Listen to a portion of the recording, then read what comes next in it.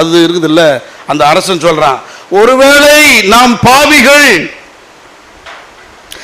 நம்மேல் கடவுள் இரக்கம் பாராட்டாமல் இருக்கக்கூடும், ஆனால் நம் ஆடுகள் மாடுகள் கோழிகள் இவைகள் மீதாவது கடவுள் இரக்கம் பாராட்டி ஒருவேளை கடவுள் நம் மீது இறங்கி நம்மை மன்னிக்கலாம். அதனால்தான் அந்த லெட்டரை அனுப்புறான், எல்லாரும் வாங்கன்னு.